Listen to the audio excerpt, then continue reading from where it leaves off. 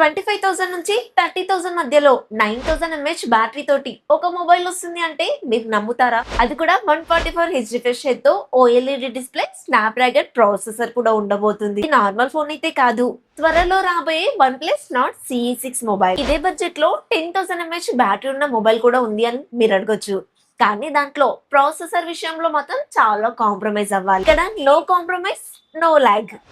Hi friends, this is Priyanka. You're watching Priyanka tech news. ఈ రోజు ఈ వీడియోలో వచ్చేసి మనం వన్ ప్లస్ నాట్ 6 కి లైటర్ వర్షన్ అయిన వన్ ప్లస్ నాట్ CE6 కి సంబంధించిన కంప్లీట్ డీటెయిల్స్ గురించి అయితే మాట్లాడుకుందాం. వన్ ప్లస్ నాట్ 6 వచ్చేసి 36,000 ఉంటుంది విత్ కార్డ్ ఆఫర్స్ తోటి.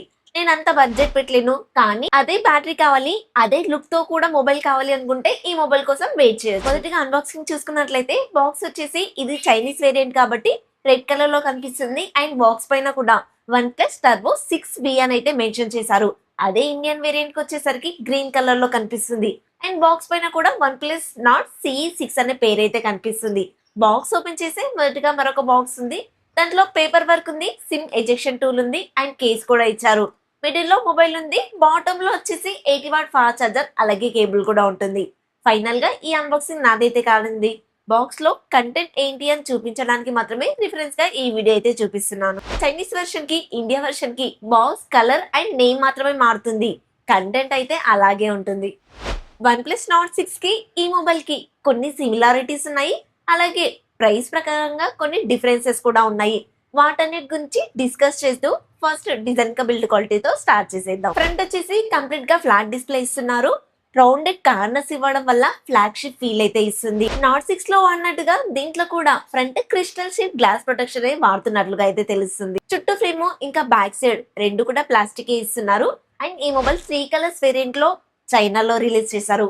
ఇండియాకి కూడా అవే కలర్స్ వస్తాయని నేను ఎక్స్పెక్ట్ చేస్తున్నాను. ఈ కెమెరా సెటప్ కూడా వన్ ప్లస్ నాట్ 6 లో ఉన్నట్టుగానే ఉంది, కాకపోతే సైడ్ లో ఉన్న సెటప్ మాత్రం కాస్త చేంజ్ చేశారు. రెండు మొబైల్స్ యొక్క డిజైన్స్ లో మీకు ఏదన్నా తేడా కనిపిస్తుందా? కమెంట్ లో చెప్పండి. Optical in display finger print censor తో వస్తుంది. లాస్ట్ టైం ఏమో ఓన్లీ సింగిల్ స్పీకర్ మాత్రమే తీసుకొచ్చారు, కానీ ఈసారి చైనాలో డ్యూయల్ స్పీకర్స్ తో తీసుకొచ్చారు కాబట్టి ఇండియాకి కూడా డ్యూయల్ స్పీకర్స్ తో వస్తుందని అనుకుంటున్నాను. అండ్ IP రేటింగ్ లో కూడా ఇంప్రూవ్ చేశారండి. Last time only IP65 water rating మాత్రమే ఇచ్చారు. ఈసారి IP69K వాటర్ రేటింగ్ తో పాటు మిలిటరీ గేట్ 18H సర్టిఫికేషన్ కూడా ఇస్తున్నారు. లాస్ట్ టైం తో కంపేర్ చేస్తే బిల్డ్ క్వాలిటీలో హ్యూజ్ ఇంప్రూవ్మెంట్ అయితే కనిపిస్తుంది. వన్ ప్లస్ నాట్ 6 లో కూడా లైక్ మీరు ఇవే చూడొచ్చు. ఎయిర్ బ్లాస్టర్ ఉంటుంది, వైఫై 6, బ్లూటూత్ 5.4 టెక్నాలజీతో వస్తుంది. అలాగే USB Type-C 2.0 ఉంటుంది. అండ్ దీంట్లో డ్యూయల్ సిమ్స్ మాత్రమే వేసుకునే సపోర్ట్ ఉంటుంది. ఒక సిమ్ ఒక మెమరీ కార్డ్ వేసుకునే ఆప్షన్ అయితే లేదు. అండ్ ఇది ఈ సిమ్ కి కూడా సపోర్ట్ చేయదు. రెండు కూడా ఫిజికల్ సిమ్స్ వేసుకునే ఆప్షన్ అయితే ఇచ్చారు. కొంతమంది ఈ మధ్య ఈ సిమ్ వేసుకునే ఆప్షన్ ఉండే మొబైల్స్ అయితే చూస్తున్నారు, కానీ ఈ మొబైల్ అయితే ఇవ్వలేదు. 8.5mm థిక్నెస్, 215 గ్రామ్స్ వెయిట్ అయితే ఉంటుంది. అండ్ NFC కూడా సపోర్ట్ చేస్తుంది. లాస్ట్ టైం తో కంపేర్ చేస్తే బిల్డ్ క్వాలిటీ విషయంలో చాలా ఇంప్రూవ్మెంట్ కనిపిస్తుంది. అండ్ డిజైన్ కూడా చాలా మటుకు చేంజ్ చేశారు. ఆ డిజైన్ నచ్చిందా లేదా అనేది మీ ఇష్టం. వన్ ప్లస్ నాట్ 6 ఈ మొబైల్ కి ఖచ్చితంగా పోటీ ఇస్తుంది ఈ బిల్డ్ క్వాలిటీ చూస్తుంటే. డిస్ప్లే విషయానికి వస్తే 6.78 ఇంచెస్ కి సంబంధించిన AMOLED display, 144 H refresh rate అయితే సపోర్ట్ చేస్తుంది. 1.5K రిజల్యూషన్ తో వస్తుంది. అండ్ 1800 HBM తో వస్తుంది. HDR 10+ కి సపోర్ట్ చేస్తుంది. ఇది వచ్చేసి 10-bit ప్యానల్ కాబట్టి 1 బిలియన్ కలర్స్ కూడా ప్రొడ్యూస్ చేయగలుగుతుంది. అండ్ 3840 PWM డిమింగ్ తో వస్తుంది కాబట్టి నైట్ టైం మొబైల్ వాడినా కూడా మీ కళ్ళకంత స్ట్రెయిన్ ఉండదు. వైడ్ 1L1 సపోర్ట్ ఉండడం వల్ల OTT కంటెంట్ అంతా ఫుల్ HD లో చూడొచ్చు. అండ్ ఈ మొబైల్ యొక్క బెజల్స్ కూడా చాలా తక్కువగా ఉండడం వల్ల మూవీ చూసినప్పుడు మంచి ఎక్స్పీరియన్స్ కూడా కలుగుతుంది. డాల్బీ విజన్ సపోర్ట్ అయితే ఇవ్వలేదండి. వీళ్ళు నార్డ్ మొబైల్స్ ని బడ్జెట్ లో తీసుకొస్తామని అంటూ ఉంటారు కాబట్టి కాస్ట్ కటింగ్ లో దాన్ని అయితే తీసేశారు. నాట్ 6 లో చూసుకున్నట్లయితే డిస్ప్లే సైజ్ ఇంకాస్త పెద్దగా ఉంటుంది. అదర్వైజ్ క్వాలిటీ పరంగా అయితే రెండు ఈక్వల్ గానే ఉంటాయి. ఈ మొబైల్ కి సంబంధించిన మరిన్ని డీటెయిల్స్ తెలుసుకునే ముందు నేనైతే ప్రతిరోజు ఎంతో ఎఫర్ట్స్ పెట్టి డైలీ వీడియోస్ అయితే చేస్తున్నాను. అండ్ అందరికన్నా ముందుగా ఇన్ఫర్మేషన్ కూడా ఇస్తున్నాను. ఎవరైనా కమెంట్ లో ఈ మొబైల్ కావాలి అని అడిగితే వాళ్ళ రిక్వైర్మెంట్ కి తగ్గట్టుగా అండ్ వాల్యూ ఫర్ మనీ ఇచ్చే మొబైల్ ని మీకు సజెస్ట్ చేస్తున్నాను. సో మీరు సబ్స్క్రైబ్ చేసి సపోర్ట్ చేయండి. మంచి మంచి ఇన్ఫర్మేషన్స్ తో డైలీ వీడియోస్ చేస్తూనే ఉంటాను. ఈ వీడియో మీకు నచ్చినట్లయితే లైక్ చేయండి. 5 పాయింట్స్ ఉంటాయి, ఇవ్వడం అస్సలు మర్చిపోవద్దు. మనం 20K సబ్స్క్రైబర్స్ కి చాలా దగ్గరలో ఉన్నాము, తొందరగా కంప్లీట్ చేసేసుకుందాం. ఈ మొబైల్లో స్నాప్డ్రాగన్ 7S Gen 4 ప్రాసెసర్ ఇస్తున్నారు. 4 నానోమీటర్ మీద బిల్డ్ అవుతుంది. చైనీస్ వేరియంట్ లో వచ్చేసి LPDDR4X RAM technology, UFS 3.1 memory technology అయితే ఇచ్చారు. కానీ ఇండియన్ వర్షన్ లో ర్యామ్ టైప్ ఇంప్రూవ్ చేశారని నేను అనుకుంటున్నాను. LPDDR5X RAM technology UFS 3.1 same ఇస్తారని మాత్రం అనిపిస్తుంది. అండ్ Android 16 తో వస్తుంది. Oxygen OS 16 మీద రన్ అవుతుంది.